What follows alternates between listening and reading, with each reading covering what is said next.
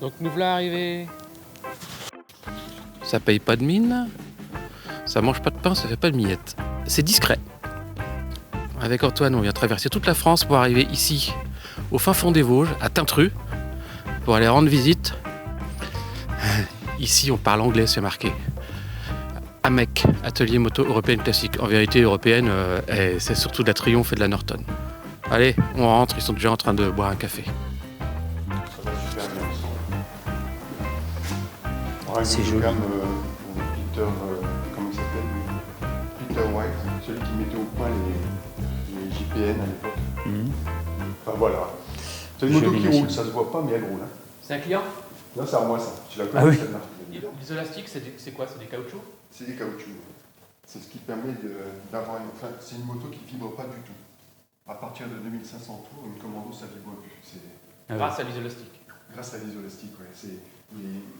Les vibrations sont prises. Enfin, c'est les caoutchoucs qui prennent les vibrations. Ça ne vibre plus du tout. Et ça, Jusqu'à 2500 tours, on a des chances de perdre de rétro et après ça va bien. Ici, ils se trouvent où les. Vite, en fait, à tirer dessus. Ils sont où? Et c'est ce qui tient le moteur? L'isolastique, c'est en 3 points sur un commando. L'isolastique arrière le plus chiant parce qu'il faut, pour le démonter, pour le changer, il faut tout démonter. L'isolastique avant, ça c'est plus simple. Le gros caoutchouc est là. Ouais. Voilà. Le gros caoutchouc est là. Et l'isolastique sup. Bah oui. Voilà. Donc c'est. Et là, Ah non, il est où le caoutchouc? Là, de chaque côté, c'est des cils en bloc. D'accord. Ah, je vois, ici. Et donc- ça pose pas de problème de rigidité de Ça l'ensemble? ne sera jamais un Featherben. Ouais. Mais ça va bien un commando. Hein. Bah, s'ils ont gagné le Titi, c'est pas pour rien. Oui. Et donc le moteur boîte bras oscillant, c'est tout un ensemble.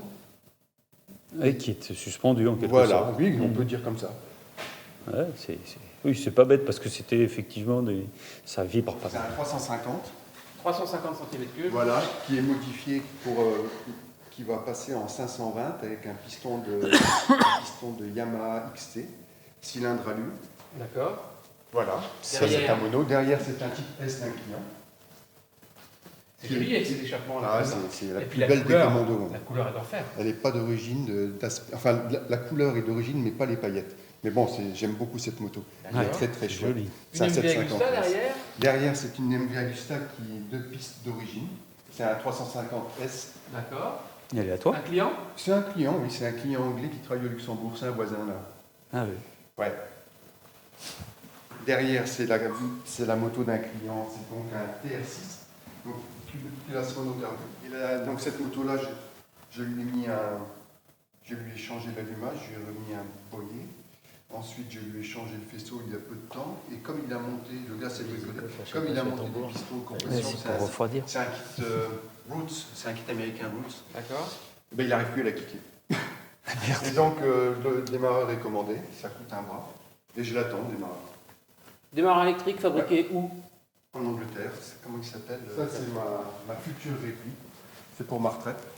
J'allais dire, oui. Bah, est-ce qu'il te manque des bouts ou est-ce que c'est complet? Non, j'ai tout. Bah, je viens de trouver un moyeu conique parce que sur un manque, c'est un moyeu conique à l'arrière. Ouais, les brasures comme ça, je trouve ça. Ah, c'est magnifique, Une hein. beauté quand même. C'est marque Magnifique, donc. C'est de la brasure à la goutte, ça s'appelle en France.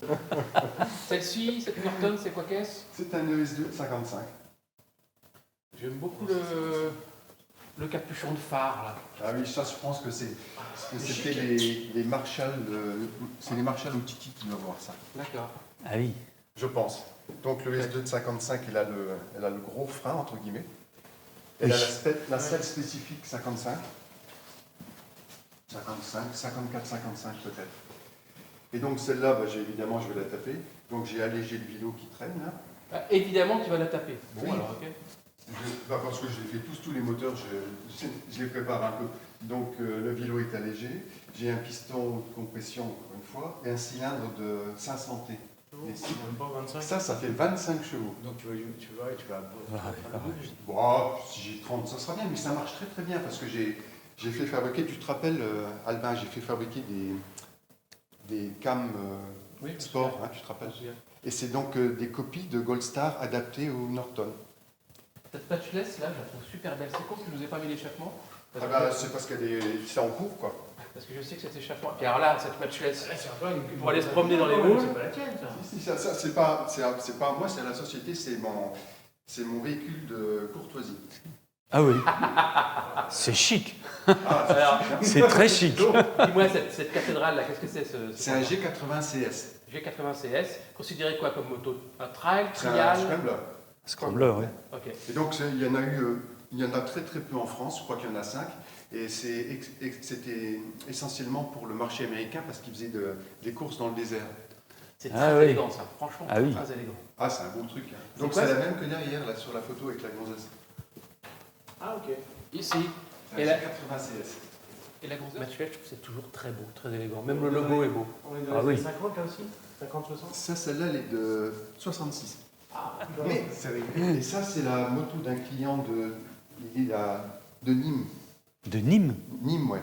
Donc la moto n'a pas roulé depuis 20 ans, elle a traîné, elle est dans cet état, et il veut que... Mais il n'a pas beaucoup d'argent, donc le budget est réduit, et il veut qu'elle tourne. Peut-être qu'il veut l'entendre, il veut faire le tour du pâté de maison, parce qu'il a eu un cancer, et c'est la moto que son père lui a achetée quand il était étudiant. Ah oui. Donc il l'a achetée neuve, et elle est dans cet état-là. Oh la vache. Ah, c'est une moto qu'il a achetée neuve, première Son main. son père lui a offert en 77, 78, 77, je crois. J'adore aussi, et ça ce genre de pièce quand même, c'est très anglais quoi. Ah, voilà Quelle le beauté. gros frein, avec le vrai caliper, j'allais dire. En français, je peux parler aussi. Le vrai Étrier. étrier, voilà. Le vrai étrier Lorton Lookid, AP Lookid. Ah oui. Parce que maintenant, il existe, mais en réplique. Et c'est AP Racing. Oui, bah oui. Moi, sur la mienne aussi, j'ai les mêmes, d'origine, d'époque. C'est rarissime. Hein. Le bas de fourche, mon Dieu. Et Ça donc s'accroche. celle-ci, Et donc, ça, c'est la mienne. C'est Daisy, c'est la nôtre. Daisy, la tienne, ou, Non, c'est la nôtre avec mon épouse. c'est ton daily bike. Voilà. Pas mal. La moto de fonction, la moto Elle est très belle. de semaine, la moto de vacances. Et donc ça c'est, voilà, cette année elle a eu droit à un démarreur haleton, puisque comme je lui ai mis des gros pistons, enfin des pistons pardon, haute compression, eh bien j'arrivais plus à la démarrer en selle, ça me gênait, il fallait que je la mette sur la béquille et j'ai vieilli quoi, comme les autres. Donc tu fais une modif. Je mets, en fait à l'intérieur c'est une fourche de commando, ça se voit pas, mais je mets un amortissement commando, et ça devient une moto qui tient très bien la route. Et on peut prendre de l'angle, et je faisais, avec la moto de mon pote, je faisais flotter la pédale de frein, tellement elle va bien. Non, c'est une super moto. En fait, maintenant, il roule tout le temps avec. Et c'est un gars qui a plein de commandos aussi. Et il y a beaucoup de gens qui roulent en anglaise dans le coin ou Bah, c'est enfin là comment il t'a trouvé le gars de, Parce de qu'il a fait, Nîmes il a fait le tour des mecs, comme il n'a pas beaucoup d'argent, il a fait le tour de tous ceux qui font de l'anglaise. Mhm. Il n'y en a plus beaucoup. Donc, c'est quasiment tous des copains à moi. Mhm. Et celui qui lui a accepté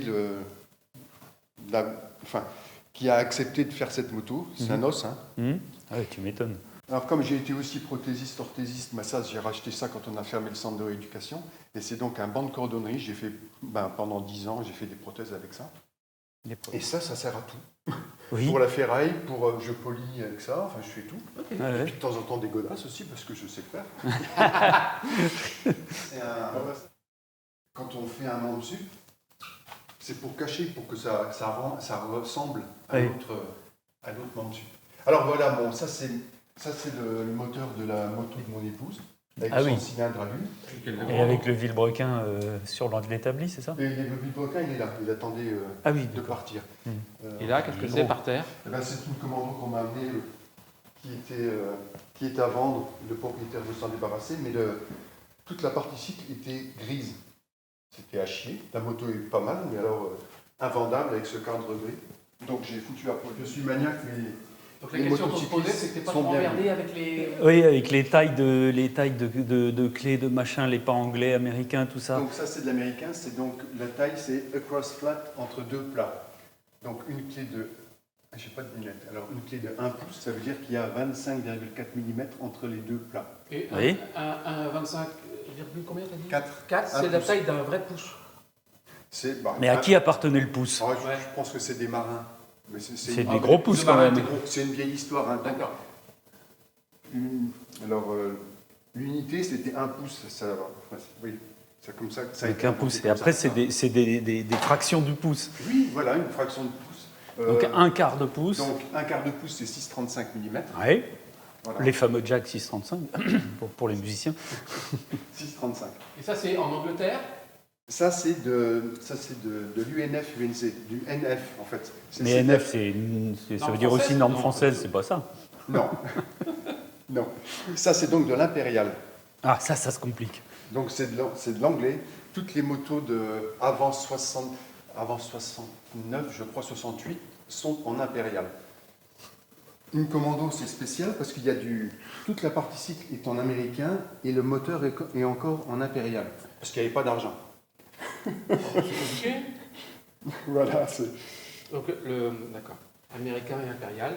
voilà. Donc, mais il y a une grosse différence. C'est quoi la différence entre le pouce impérial et le pouce Eh NF? ben, c'est la clé. Ça, c'est du un quart de pouce impérial. Oui, mais ça fait donc 13,33. Et donc, un quart de pouce américain, c'est 6,35.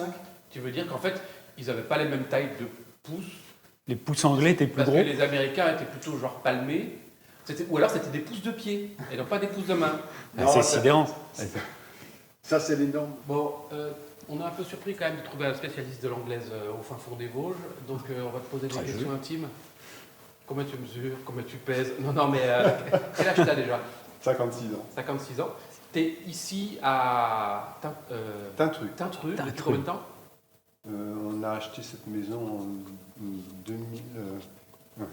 en 2018. 2018. Et qu'est-ce dans qui le t'a but de amené, faire un atelier Qu'est-ce C'est qui... le ouais. plus grand des hasards. Je voulais. Les Vosges me plaisaient. Bien sûr. Donc toi, tu as toujours été amateur d'anglaise. Ah, ça fait 30 ans que j'ai acheté ma première. D'accord. Mais tu roulé en allemand quand même. Bon, ça, on le garde dans un coin de notre tête. Oui, personne n'est Mais parfait. la mécanique, tu veux dire que tu as appris la mécanique ou Oui, j'ai appris la mécanique humaine. Je suis kiné de formation. mécanique de formation. Et en fait, quand est-ce que tu as décidé d'en faire ton métier de mécanique anglaise? Disons que j'avais les deux métiers. Ouais. J'étais kiné la journée, je changeais de blouse, j'enlevais ma blouse blanche, je mettais celle-là et j'étais mécanicien le soir, D'accord. à mon compte, enfin auto-entrepreneur. Je fais ça depuis toujours. Quand j'ai commencé mes études de kiné, j'ai appris la mécanique et j'ai eu un déclic. Et j'ai passé un CAP en candidat libre. Et ça, c'était quand? Quand est-ce que tu t'as... Le CAP, je l'ai passé. Donc j'ai eu mon DE de kiné en 89 Mhm. et j'ai passé le CAP en candidat libre en 94, je crois. Ouais, donc c'est pas très récent, somme toute. Et tu gagnes ta croûte avec la C'est- mécanique depuis c'est combien de difficile. temps? Non, mais depuis combien de temps tu as Eh bien, je suis décidé installé de... ici depuis. Ah oui, lors de ton installation ici que tu es devenu professionnel de la mécanique. en Je fait. l'étais déjà puisque j'étais auto-entrepreneur. Oui, mais maintenant tu t'as totalement arrêté la kiné. Voilà, puis c'est une erreur parce que pour gagner sa vie, la moto ancienne, c'est difficile. Oui. T'arrives à. Alors, la moto ancienne, c'est difficile pour gagner sa croûte parce que tu manques de clients ou parce que c'est. Ah non, tu vois, des clients, j'en ai un petit peu de partout, mais c'est toujours trop cher. Et puis quand on est, Oui. quand on est artisan, j'ai pas les moyens de payer une secrétaire, donc la moitié du temps, je suis sur mon ordi. Bien Ça au veut dire, club. grosso modo, ça veut dire qu'il faudrait que tu augmentes tes tarifs, mais les possesseurs de motos anglaises, comme tout possesseur de moto ancienne, C'est toujours trop cher. Ils ont pas, oui, c'est toujours la limite entre la valeur de la moto, l'argent que tu veux mettre C'est ça. dedans. Il faut bien avoir en tête que tous ceux qui ont des motos anglaises, là, il y a peut-être des exceptions, c'est des gens qui ont de l'argent. Oui. C'est pas des très riches, c'est des gens qui sont relativement aisés. Mais ce que je fais, c'est toujours trop cher. Alors, faire un devis sur une bécane, celle-là, il n'y a pas de souci, mais faire un devis sur une moto comme ça, on ne peut pas faire de devis. Parce que ces vieilles bécanes, on démonte un truc, il y a tout qui tombe, c'est catastrophique. Il faut que tu mettes comme enseigne, c'était un truc d'une enseigne d'un vieux bouclard, il y avait marqué en énorme, pas de devis, pas de délai. Au moins, tu es tranquille. Mais c'est ça. C'est exactement ça. Il y a un mec qui râle parce que je ne peux pas faire de devis. Puis je n'ai pas le temps de toute façon. Mais c'est. Alors comment voulez-vous faire un devis sur ça? C'est un os. Regarde. Cette année, j'ai fait une très belle Daito, une 500 Daito. La moto était magnifique. Le couple m'amène la moto. Je ne la fais même pas tourner. Elle était vraiment super belle, comme toute du reste. Je la mets sur la table. Je commence à bosser dessus. Alors j'ai passé 32 heures. J'ai compté 20 heures. Parce qu'en fait, à chaque fois que je démontais quelque chose, ça tombait. Les motos sont faites, les anglaises sont faites pour être belles dans les salons, mais c'est plus des motos qui roulent. Il faut beaucoup d'amour quoi, pour continuer à faire ça. Quoi. Il faut être passionné. Ouais. C'est une véritable passion. Et tu bosses 6 jours sur 7, Je bosse du tous matin les au jours. soir. Il n'y a pas de jour, il n'y a pas de vacances. Ouais, C'est comme ça. Mais c'est ma c'est un passion. apostolat. Bon, je vais me reprendre un café.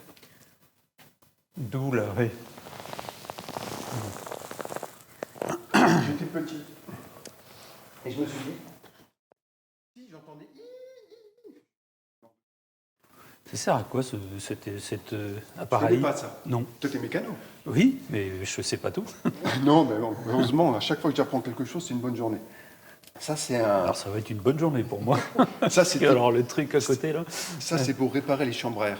Celui-là, c'est pour réparer les chambres à air de camion parce que c'est le gros modèle, le Duroll. Ouais. Donc, c'est un fer à repasser qui presse. Ah oui. Donc, tu as un morceau, je vais te montrer, tu as un morceau de spécial, de caoutchouc spécial, enfin, c'est pas du caoutchouc. Tu mets une colle spéciale aussi, Oui. et puis tu descends la presse. Oui. Et alors là-dedans, tu mets un tout petit fil, un tout petit fusible en plomb. Mhm. Et quand le fusible est chaud, Il fond. enfin, il fond, Oui. et tu as la température du fer à repasser. D'accord. Et quand tu laisses refroidir, eh bien, la chambre à air, elle est comme neuve. Ah oui, et on voit pas de. On voit rien du tout. Ça alors. C'est une réparation formidable. Vulcanisation à chaud. C'est ça, c'est de la vulcanisation à chaud. D'accord. Moi j'aime bien, je m'en suis servi beaucoup il y a une trentaine d'années quand on réparait encore les chambres.